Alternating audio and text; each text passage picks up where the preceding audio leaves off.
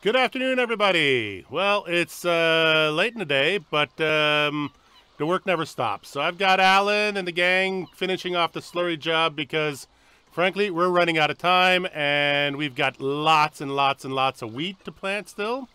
So I'm going to bring in an extra helper today, and we are going to get that done.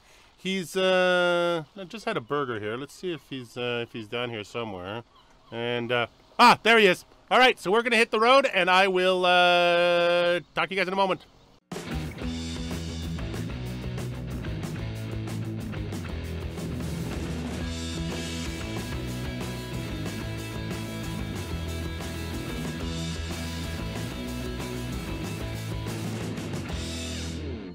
Hey, Sam, how you doing? I'm not too bad, my man. How are you today? I'm doing awesome. Thank you so much for coming out and lending a hand today. We're actually going to be doing some work on a yard that Sam has got us a contract for, and we got these beautiful machines. Just look at mine. I know. It's huge.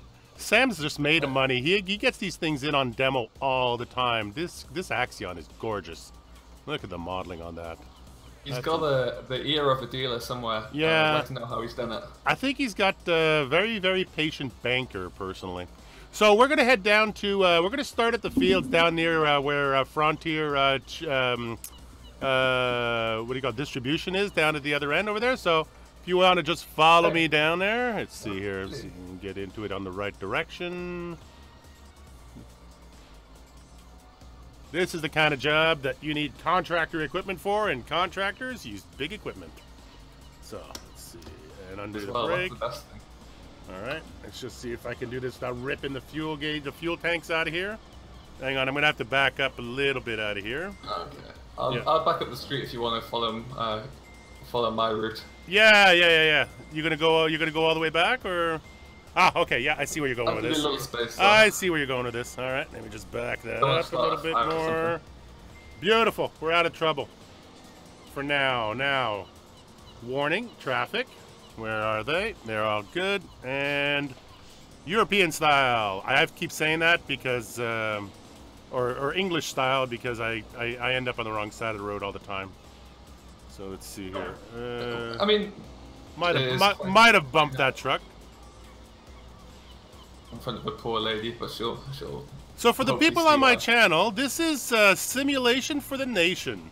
And a couple of days ago, he got in touch with me. He subscribed to my channel, and we started talking. And I didn't even realize that you were doing this stuff. You know what, it's pretty incredible, too, because it seems like, in a lot of ways, we seem to have a very similar attitude towards the farm sim thing. Yeah, and like, as I've kind of mentioned to you off screen a few times when we've been chatting about this, like it appears that we both came up with the idea almost simultaneously. We both started to kind of put feelers out there at the same time. You know, we both realized that there was a gap in the market. Oh, someone's just crashed into me. And so it was something that we really wanted to kind of explore. And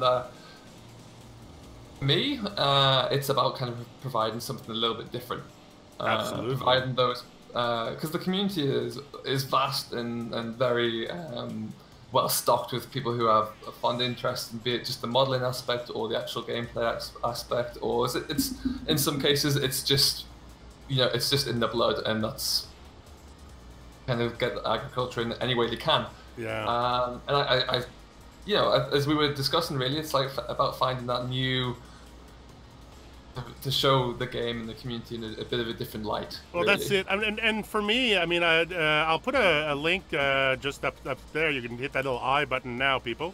But there's Simulation did a show with Dusty Dave. Was it last week or the week before? Last Saturday. Last Saturday, yeah. So it was the thing about it that really struck me is that the modders in this community tend to kind of live in the shadows. They're almost, to the majority of the players, they're kind of inaccessible. And I've never really felt that way about all those people. I've talked to Dusty Dave in the past, and you know, Bullet Bill and Oxygen David, and those guys are incredibly accessible and incredibly friendly.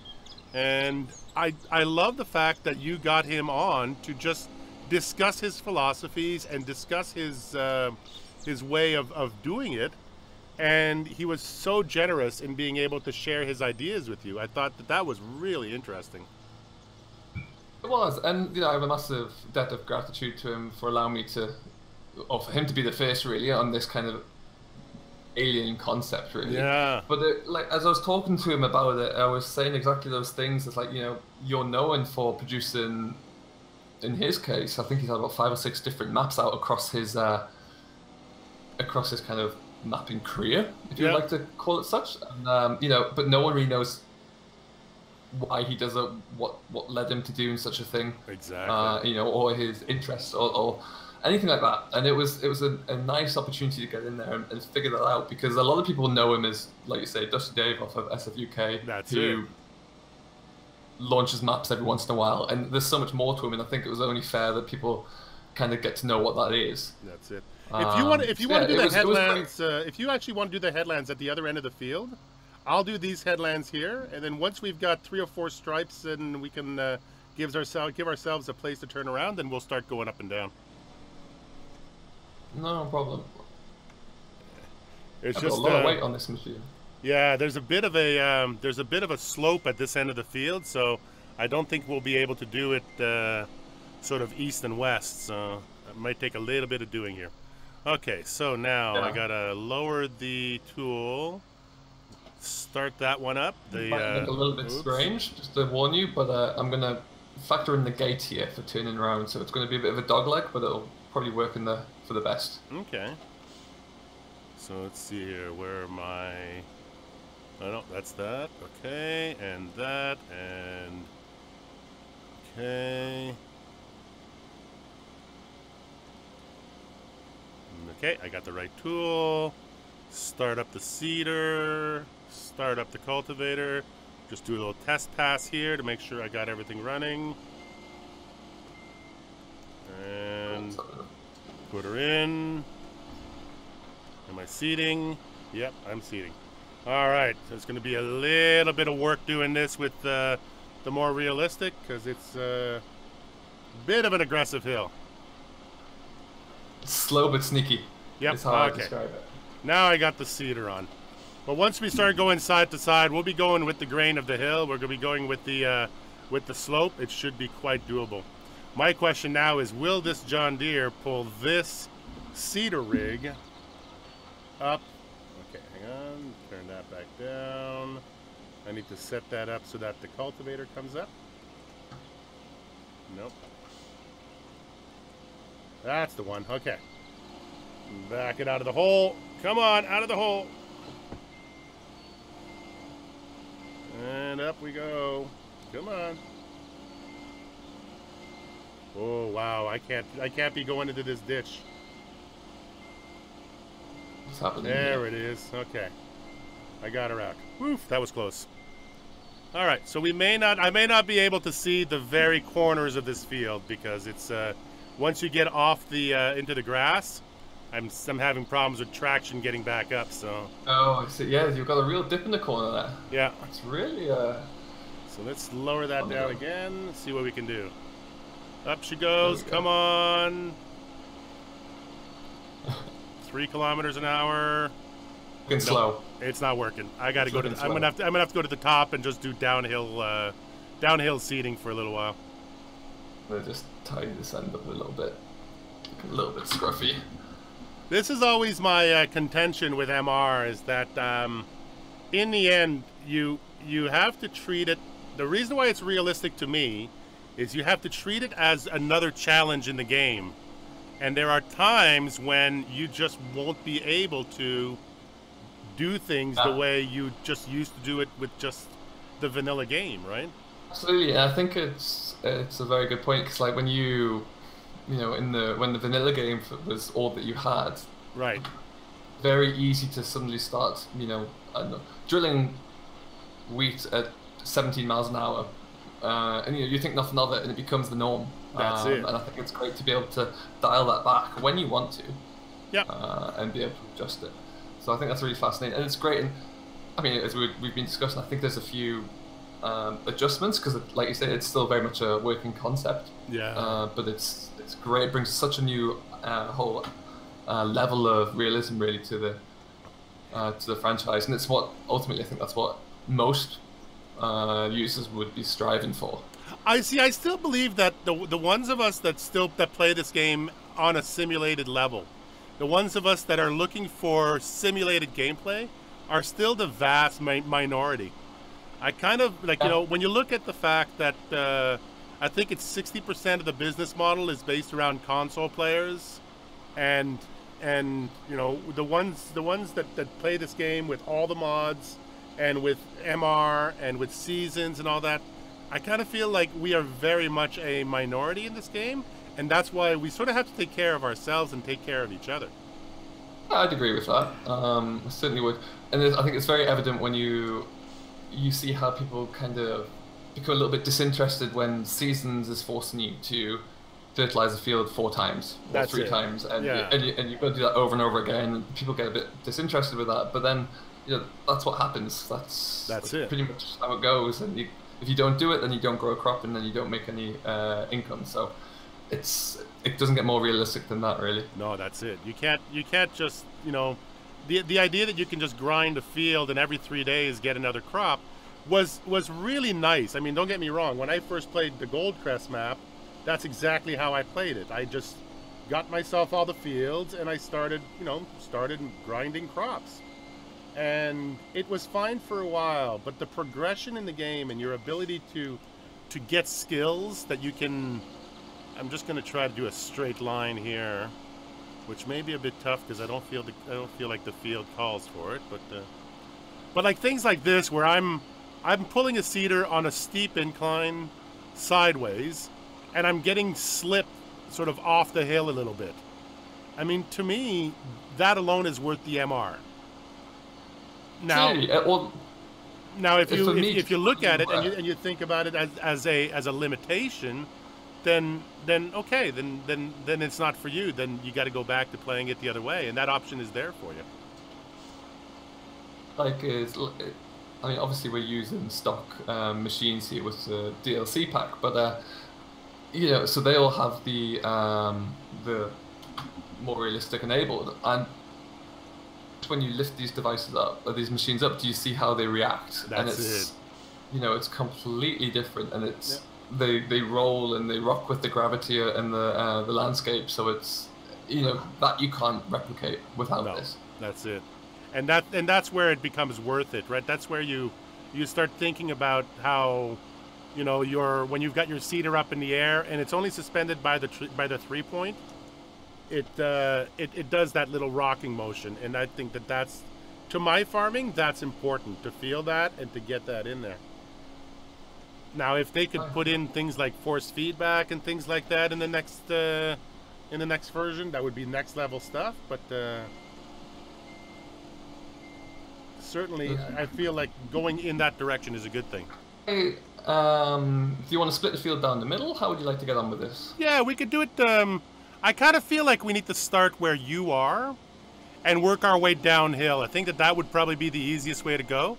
So if you go ahead and follow your contour just off to your left, I'm going to come in right beside you and seed up alongside of you. Because what I like doing about that is that then the viewers get my first person view, but they also get to see you doing it, and they kind of get a 2-for-1. In that direction, how does that look for you? Yep, you pick a direction, I'll come alongside you. If you want to, like, you can see where I started at the bottom over there. We might do it a little bit diagonally compared to what the actual field is, but a little bit more to your left, I would say, is where you want to be going. Yeah, we can amend that.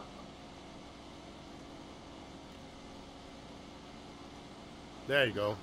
If you shoot for about a quarter of the way down the field where I've got the headlands over there, I think you'll be bang on.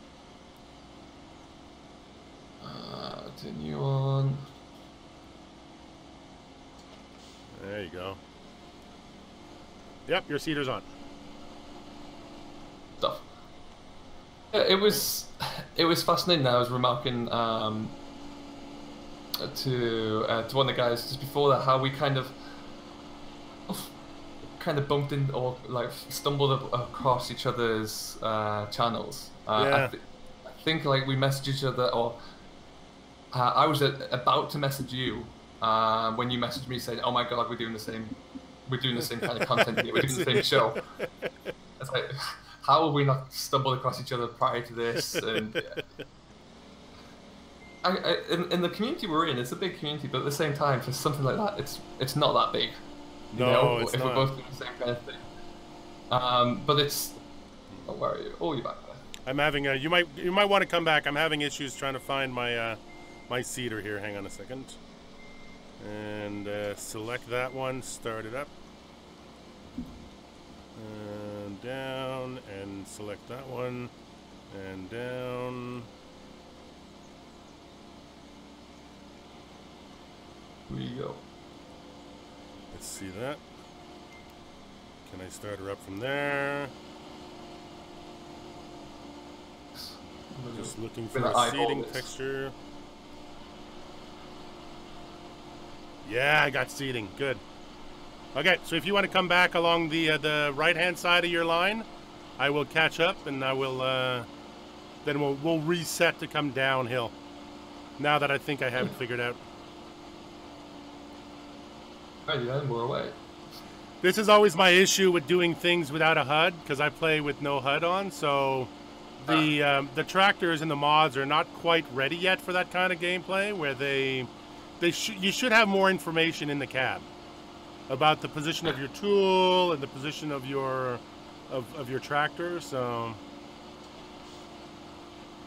that's not bad. Actually, if you want to do that side, I'll do this side, and then I'll come and help you on your side. Folks, I just accidentally enabled my Gearbox mod again, so turn that off. It's better.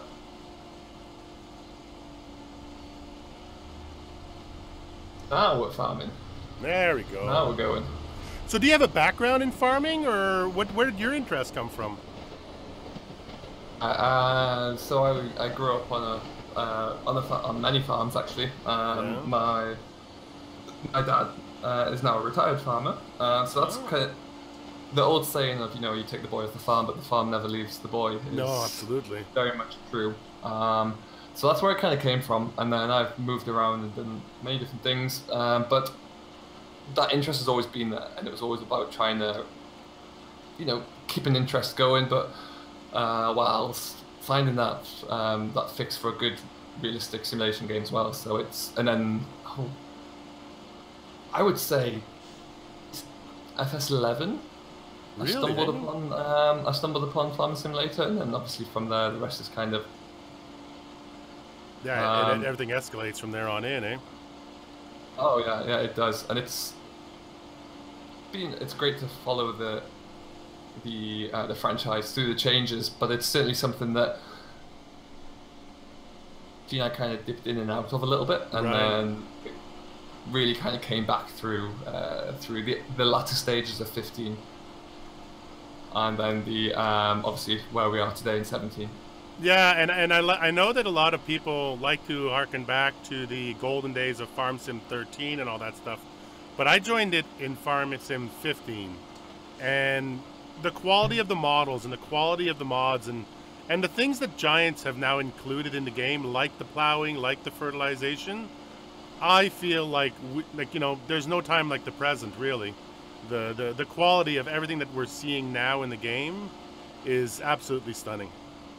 Like when you compare the machines we're driving today, for example, against the stock machines that Giants will make, like the New Holland tractors, for example, there are very few mods that come close to their modeling. That's it. And they are so well designed, so well constructed that they really do add a new facet. And then every year they keep rolling out another manufacturer to go with it, and then another one, whilst retaining the first few. Yeah. Which is just, it's unrivaled, really. It really, really is. No, that's it. I mean, when I saw the models that came out with 17, it was amazing to me how they basically set the bar for the quality of the mods that the mod creators were going to be able to put out that were going to be acceptable. And it's things like this John Deere, where I mean, you know, people always think I have something against John Deere, but my problem with John Deere was always the fact that people were taking Farm Sim 13 mods and doing rudimentary converts. And they didn't stand up to what the in-game machines were doing in terms of textures, in terms of the controls on the interiors, and so on and so forth. Now, for me, things like IC are not as important as having a point of view within the cab which is completely immersive. And that's where I find Farm Sim 17 kind of hit it out of the park. Is you can sit inside one of these tractors. If you go to a tractor show and you sit inside a John Deere or you sit inside a New Holland, it feels familiar to you because you've played the game. And that's the kind of immersion that I've always looked for in mods. And that's it. Like, aside from FS at the moment, I've been dabbling with Train Sim World. Yes. And when you step into any of the locomotives there, it's outstanding. You know, there's so you can toggle everything on or off. Yeah. You can do, you can make everything happen. And I truly don't believe we're not too far away from seeing that here. Where the switches are genuine switches that look like you could reach out and touch them, and that when you do hover a mouse over it, you will turn on a ceiling fan or absolutely an interior light or something. Yeah. Something small like that, but those small features add on that whole extra element, really. Yeah, I mean, when I hit the toggle on this tractor here, I mean, the ignition switch works. You know, if I want to turn my tractor on using the key on this machine, I can do it using the key. And that, to me, is exactly where I want to see this game going. What I find is fascinating, if you look at like sort of cattle and crops and the development that's coming there. Yeah. Whether they want to or not, they are forcing Giant's hand to really step up. Because if you look at how the models are designed there, again, you step into, I think they have a class action there, similar to this one. Exactly. And the modeling inside is exactly the same. Everything is tangible, everything has a function. Yeah. Which is great. So, and that can only benefit what we're seeing here, because it's going to have to, Giant's going to have to step up somewhere. Well, that's it. And they have to understand that if Cattle and Crops comes along and creates the buzz that they have about the kind of gameplay that they're hoping to offer, and I still say hoping to offer, because what I've seen so far has been a really amazing beta testing or even alpha testing kind of gameplay. And and when we get their finished product, if Giants is tracking the progress of that game and paying attention, then before that game comes out, we'll have 19. And that will be the telling point of, is Giants going to take the simulation players seriously? Are they going to continue to chase the big numbers on console and on arcade style play? Which is, in the end, is going to come down to a business decision, right? So, and unfortunately, with those kind of business decisions, they always tend to lean to the side of, well, which will make us more revenue. Yes. Yeah. Which is my grave concern, that we lose that extra realism because they stick with the same physics engines, maybe kind of polish them up a little bit, but at this stage, kind of polished to the highest extent, is there any further that you can go with this? And if they do stick with the same engine because of cross-platform operations, then it's going to be, I think, I'm sure they've got it in the powers to make something work, but well, I'm getting the opinion that as much like just as much as I like seeing a new brand, if they brought, let's say, I don't know, for argument's sake, John Deere came to it.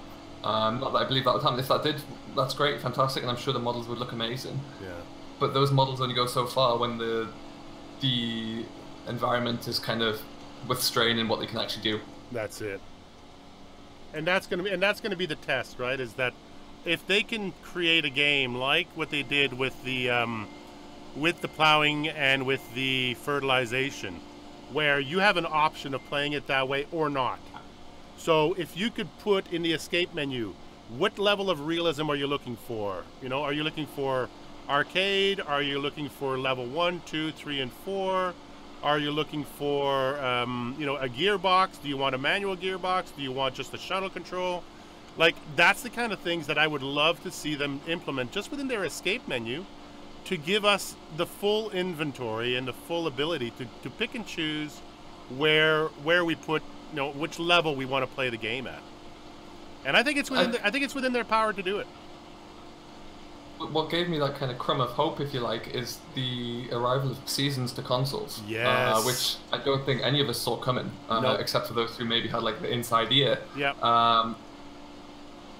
It's like that just means that when they want to do it, it might take a lot of time and resources to make it happen, but it's well within the realms of possibility to actually implement these great mods. Seasons is a game changer. Oh, absolutely.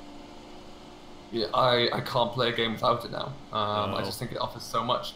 So it's, if they can continue to bring in things like that, maybe a slightly diluted version, more realistic, for example. You know. Yeah, or simply change the behavior of the tractors, so that they will, you know, when you buy them, you can select where you want to be. Sort of like we do now, where we can decide, do we want a gearbox or not? Do we want MR or not? And I think like you said though, when they said yes to Seasons, and when they worked on they put the energy into getting Seasons past Sony and Microsoft, that was groundbreaking. I mean, people were excited because Seasons came to console, but the more exciting part of that is that Giants put in the time, the energy, the resources, the man hours to have that discussion with their console developers.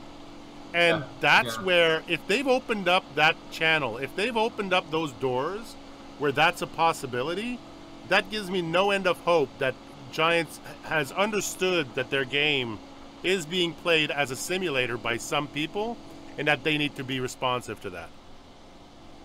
Definitely. And what I found was really alarming, or not alarming, but very surprising, was the sheer scale of the market that's held by consoles. I mean, I knew it was growing, you know, I knew it was quite significant, but to have the majority was quite surprising. And it's nice to see that they not just sticking with like the basic vanilla game. That's they are offering, like you say, the more realism, because a lot of it's probably one of the few simulation games that you can actually get on console at the moment that has a win such as FS. So it's, you know, from that perspective, it's really fascinating to see. I think, at least, and then, like I say, it does offer that olive branch for where we might go with 19. Absolutely, absolutely. And again, you know, the Horse Pack was another turning point where they released that. I mean, they were kind of clumsy about the release with their trying to make it exclusive and all that, but it was, you know, that in that clumsiness, the end product, when you buy those into the game and you start walking around them and you start seeing how the hoses move and how the parts move and all that stuff, I mean, above the Platinum DLC, the Horse Pack was an amazing illustration that Giants sort of looks at their models and says, we can do better. And that's very encouraging in terms of a game player, that they've internally made those decisions. Obviously, I would love to get a Giants employee on this show and talk to them about, you know, just in terms of the general culture within the company, to see, are they farmers? Are they game players? Do they understand how we play the game? Because there are moments when you're playing this game, especially in multiplayer, where you seriously ask yourself, do these people ever play the game? Because synchronization would no longer be a thing if they were actually playing the game. So it's just those things, right? I'd love to get a bug in their ear to see where they're coming from with it. Oh, you never know. I think it's well within the realms of possibility to get someone sat down here.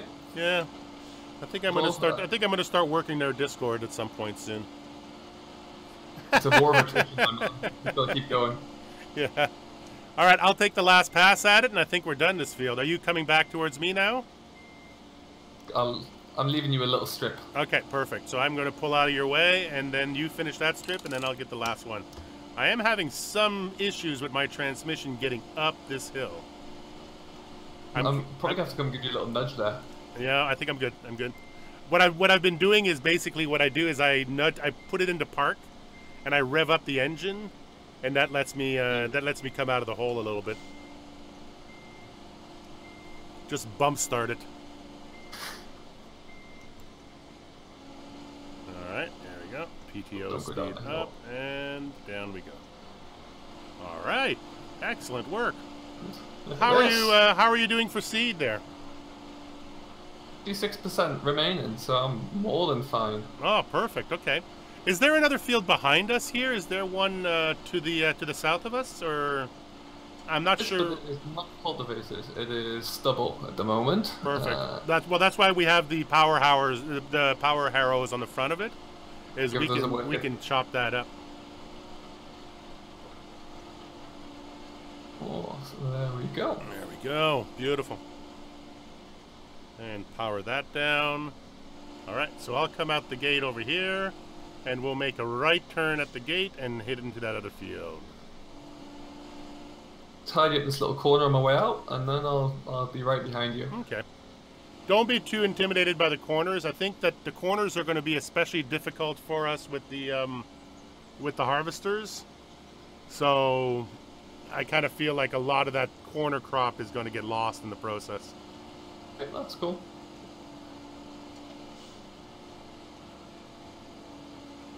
I'm one of those farmers that I shoot for 99%. If it's not economically feasible to get to the crop, leave the crop. That's got some good logic behind it, though. Yeah. I was. Stubborn, I think. Oh, traffic! Hang on. Sorry, buddies. Sorry, guys. I'm in the way. All right, I'm good. Now, where is the gate for this one? It is. I think it's in this roundabout, actually. Is it in the roundabout? Is it after the roundabout? That is a fence, but is it a gate? Let me go around the roundabout once. I'm going to frustrate this driver behind me. Oh, there we go. Any joy? They're following me. There we go. There you go. Alright, let's go this way now. Cars on the west coast. Ah, found it. Okay. Just gonna. Oh, there's no gate on this field. Perfect. Oh, car. All right. I find actually that the work that Bill did on this map for traffic is quite impressive. I'm gonna go do the headlands at the other end. You start at the gate. Like he managed to stretch out the nose cone on them so that they have a little bit more detection. Yeah, they're moving a little faster, but if you play them right, if you sort of get them in the right place, they will detect you and not mash you all to hell. End of the field, am I right? Oh, yeah, there you are. There you go. Okay, I think this is going to be another one of those fields that we're going to have to seed downhill. Let's make sure I got everything on. Yep, I got everything on. Beautiful. Doing really well. So the other thing I really enjoyed is that when you were playing this game, you basically, it's like you're telling yourself a little story in your head. You really immerse yourself in the map and you immerse yourself in the story, which is always something I've done even before I was doing the videos. I always had a certain amount of role play in my gameplay. Yeah, and I think it's important.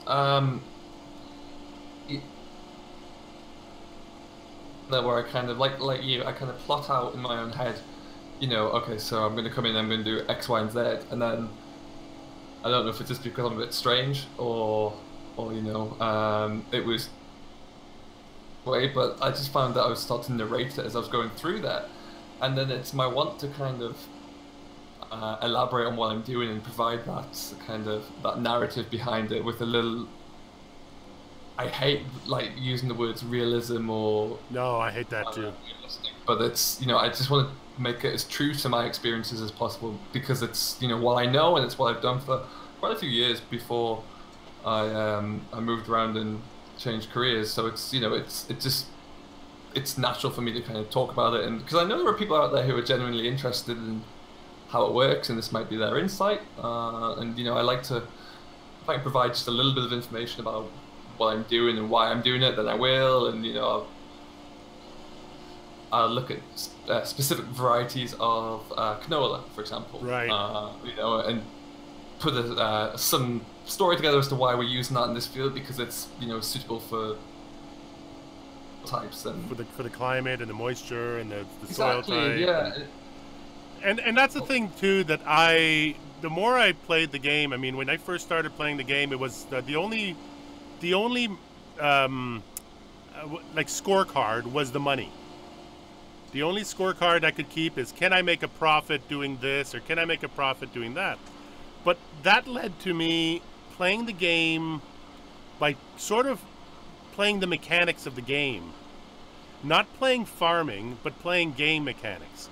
So I would cheat different things, and I knew that the game was derped out on this thing or that thing, and I would play those derps to be able to make the money. And it kind of lost meaning after a while, where what I really wanted to do is, can I be a thoughtful and a, you know, a farmer, like have a relationship to the land that makes me want to do it well and want to do it right. And that's where my role play came from, is that I stopped looking at the money aspect and I started looking at the job. What is the job? And the job to me has become, in Farm Sim, looking after the farm, not doing the accounting, not all that stuff. That has to be done, of course. There are limits to what you can do because of finance, but the real joy is doing the 3 stages of fertilization, being creative about trying organics for a little while, and doing weeding and doing slurry, and that to me is where the joy of this game has really come into its own. Very interesting point you make, because I was always taught that when we were younger, you know, if we would take on a piece of land, for example, like a new piece of tenancy land that we'd be farming ourselves, and we'd always want on a minimum of, say, a 3 or a 4 year lease, because it takes you at least the first 2 years to get the soil in the condition you want. That's it. You know, so you want to make sure it's rich in nutrients, and you want to make sure it's had the right cultivation and irrigation, all these things that without which, you know, you can't grow a good crop. Go ahead, I'll pull in behind you. Okay, cool. And so that's what I really want to try and implement. And I said about, like, I frequently on one of my series, at least, I return to like a that I have, which is like a crop rotation spreadsheet. Right. And you know, I have a crop cycle I rotate through for each field, and you know, okay, so it's drilled here with this, and then next year that means it's going to be in with this, and I'll at least as we progress through this, you know, a harvest and we go into drilling, we'll kind of focus on why we're doing that, what are the reasons for putting this in behind this crop. You know, just because then that drills down to that reality that, you know, yes, you can have all these shiny new machines on your farm, but they're all useless if you've got arid soil conditions and you can't grow anything but weeds. Exactly. You're not going to make a profit, and you're not going to have anything to play with. That's it, yeah. And you're always looking at the long game, like over the period of 2 or 3 years, how am I going to grow? Like, my first crop of potatoes needs to be part of my seed for the second year of potatoes, and then I'm going to need to put nutrients back in, so I have to do the radish in between the two, and aerate the soil, and I mean, all of those things are, I mean, I am not a farmer, I have never been a farmer, but my interest in the industry and in the practices of farming, you know, that's what informs my gameplay. And like, I pay a lot of attention to changes in agricultural practices. You know, with the environmental changes, there's always these new bits of technology. I'll let you spin around and go up first. Okay. I'll stay in the corner here. There's new technology that comes out that makes, like, maybe drilling more efficient. Yeah. And there's a new machine that comes out and makes this more efficient and reduces the likelihood of this or X, Y, Z. Exactly. And you want to try and implement those things. And it's you know, I've often thought of it as like, it's not you wouldn't budget across the year, you'd budget across maybe 3, 4, or 5 calendar years. That's because you've got to there's so much more going into it. You don't just plant your crop today for tomorrow's harvest. You plant it for the next 4 or 5 years harvest. And seasons has given us that element of risk too, right? I mean, I've lost crops of soy because of wetness. I've lost crops of soy because I planted them too early. And those are the kind of things that when you're farming, you get all the best information you can, but being able to add back into the game that element of risk, which is what farming is. You're always trying to cover all your bets, but in the end, you're at the mercy of your farm, your soil, your climate, your markets. You know, everything plays into, are you going to be a profitable farmer? But that doesn't take away from the fact that you can be a good farmer. Oh, you know? Absolutely. I'm not sure about yourself, but in this modern world of like podcasts, which is I guess kind of part of where I got the idea for this series. Like, there's a few agricultural podcasts I listen to where they discuss, you know, all these different issues and matters, and a lot of them say that it's like, well, you know, I'm a modern farmer, but I'm not a good farmer, and they say that because I haven't used, I'm not very good with predicting how much soil would react to this. All right, I'm going to do a big figure of 8 here. Okay. And so it's very interesting to hear them kind of say that, you know, and bracket themselves in such a way. It didn't quite work, but yeah, it's so much more about planning now. And when you think about it, you know, if you rewind the clocks 50, 60 years, they never had any of the machines that you see here, but they still managed to the best out of it. No, but you know, 50, 60 years ago, the crops that we get now, the crops that the density of crop that farmers nowadays are able to pull out of their land are, you know, 200% what it used to be several years ago. Because, you know, like these seeders that we're using today, I mean, these are fairly analog seeders. But if you look at the Vaderstadt seeders and you look at some of the John Deere seeders where they have individual GPS points for each of the seed nozzles, and you can overlap seeding and it won't plant a seed where you've already planted it, and you have sprayers that will turn themselves on and off so that you minimize your use of product. Those are the kind of things that are amazing, but I feel like the way that I farm and the way that I play the game, it's less important to me than the analog side of it, than actually being able to put the seeds in the ground in some sort of a skilled manner. Yeah. No, I agree. And one thing I would say is a kind of caveat there. Have you, like, any YouTube videos of when a sprayer has automatic shut-off, and when that actually works, it's almost hypnotic to watch. Really, eh? It's just the way... There's like no change in the speed of the machine, but it just shuts off section by section when it reaches a certain point, and it's just glorious to watch. Yeah. Maybe again that's the nerd inside of me, but I love it. Yeah. Well, I've got a friend who's installing that mod, the sprayer add-on onto a sprayer for me, and you actually have to change each of the nozzles to have different nodes and all sorts of. It's pretty amazing what you have to do. Into that, yeah, and I figured out at that time it was beyond my my capabilities in Notepad++. But, well, no, he actually had to take the model into GE, unfold the arms, find the individual nodes for each of the spray nozzles, and move them around. And it took him the better part of 2 or 3 days. I mean, it's a guy named Genetic Gaming that I play on here. He was on here last night. And it took him a couple of days to get it right, but the sense of accomplishment that he has from being able to do it, he's pretty proud of himself. Full of admiration for anyone who can model and model well, and B, can, you know, take a mod that's not working into GE and figure it out and tweak it and improve it. I don't do mod reviews or anything like that because I just don't think it's fair for me to do it, because I can't learn how to do GE now on for a map I'm kind of playing with. Right. And I'll get started. You can come in behind me. Cool. That's kind of like the extent of what I'm doing, and I can never take a. I tried to take a John Deere I was using on the West Coast in because I wanted to put my logos on, like make a logo for the farm practice and everything. Yep. And it just wouldn't work. And I kept trying to get this useless thing to work, and it wouldn't. Like, it doesn't seem to be that hard, but for some reason it just would never show in game. So I was like, oh, do you know what? Screw it. I'll leave it for now, and I'll. Yeah, it's one of it's one of those things that was my first mod too. Is I put my sticker on a couple of vehicles, and I was taught how to do it twice before I finally got it right. And it becomes a gateway drug because it's like this map. The map is absolutely perfect, but like any map that I play, I always tweak it a little bit. I move things around. I remove some triggers.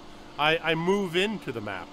And you start off by doing that, and then you get to a point where, okay, that's good enough, but what else can I do? What else can I do? What else can I do?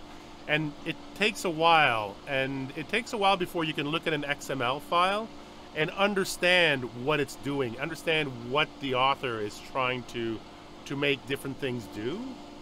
But then you get to a point, like maybe it takes a month, maybe it takes 2 months, and all of a sudden it just clicks. And you can look at an XML file and go, oh, that's where that is. Oh, that's where the springs are.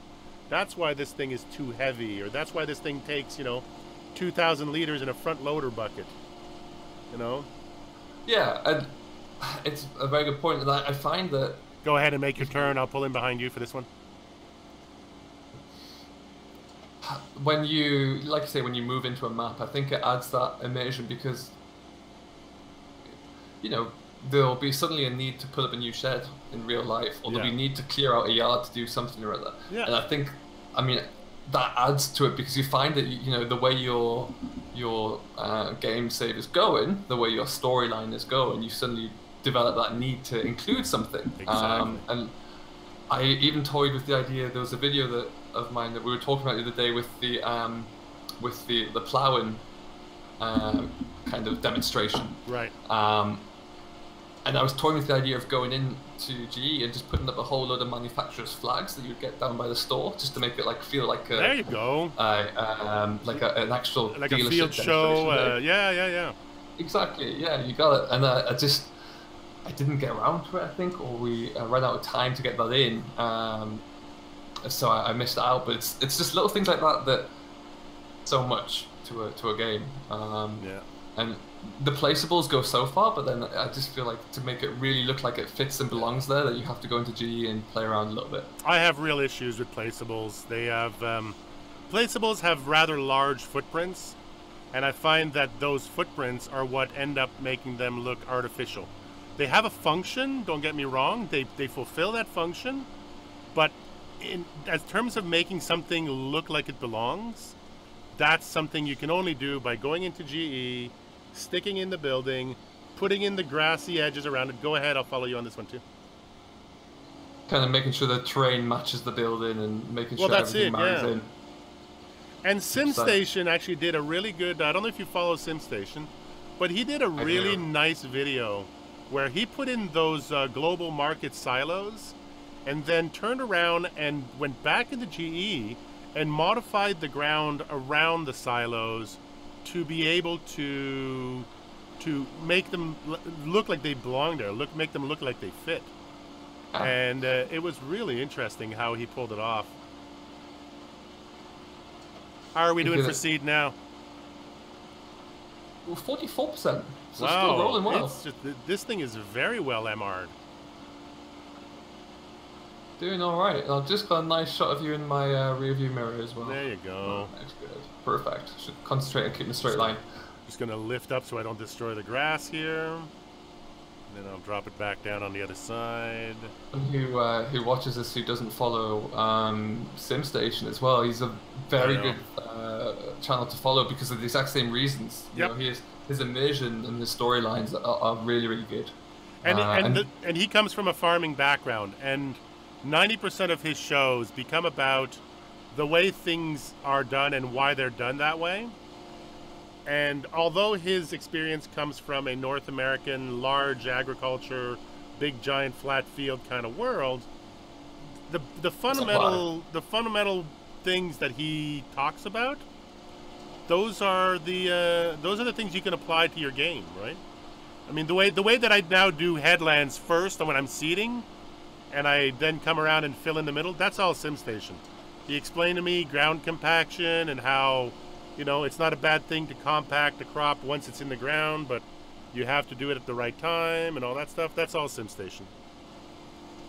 It's all things that, you know, you may never know yourself, but then when someone tells you, like, oh yeah, that kind of makes sense, and then you'll add that to your repertoire and continue to use that for every gameplay that you turn to in the future. And you also find ways within the game, no matter how limited people say or how much of an arcade game people say it is, you find mods, you find ways to replicate it, because you know what you're looking for. You know why you want a machine to work that way. Guarantee that if you're thinking about it, or you know you're experiencing this problem, then you're probably not the only one. So someone with a similar mindset has probably either attempted to fix the issue with a mod or a script, or has someone who's fixed it for them. And so one message out in the forum, and it's, you know, that's the other thing too, right? Is you know, we talked earlier about guys like Dusty Dave and Bullet Bill and Oxygen, who are, and even, you know, GTX, and people who seem so inaccessible, and whose names you see just as a credit on a mod. Those guys are incredibly accessible.